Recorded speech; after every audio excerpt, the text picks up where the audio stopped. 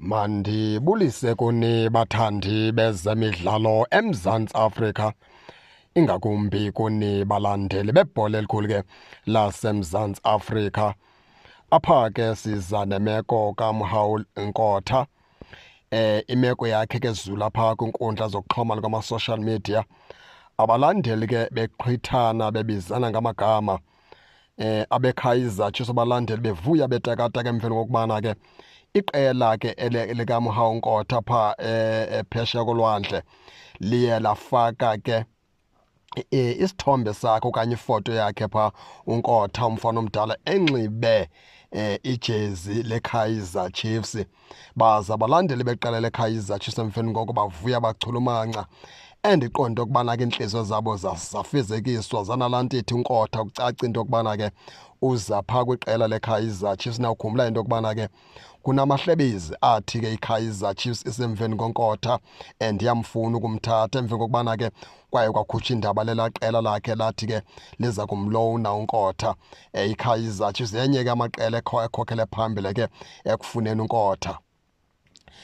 Abalandeli beqela leOrlando Pirates nabo baligqwabevu kwelabo icala besithi uNkotha ubajikele ngasemva uba wenze kanje ngesizathu sokubana ke ethe wavela enxibe ijezi leKaizer Chiefs.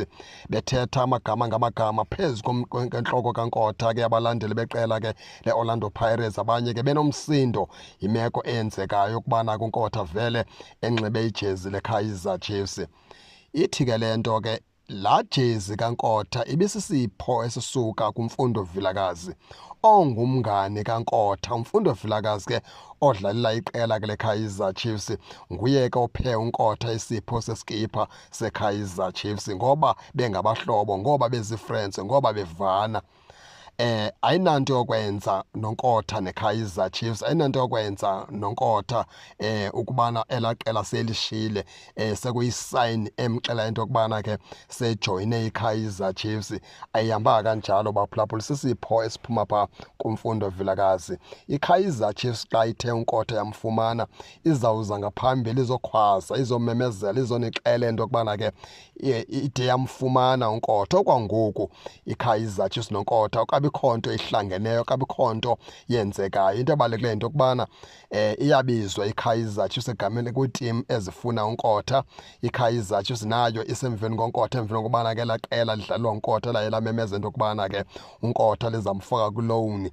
iKaizer Chiefs yafaka isicelo, yathi cela ke bamlowunele kwiKaizer Chiefs. Laa tim ke ayikazi ngaphambili itsho into yokubana ke yona neKaizer Chiefs bahambe baphelela phi, okanye iKaizer Chiefs ayikezi ngaphambili yacacisa into yokubana phakathi kwabo noNkotha nalaa tim kwenzeka ntoni. Injalo ke baphulaphuli ke nani ke ningake ningene nitshone into yokubana niyiva njani le meko, nize ningakhohlwa usubscribe kule channel ukuze ningaphoswa zezemidlalo endizanothulela zona kwixa elizayo kakuhle babukeli.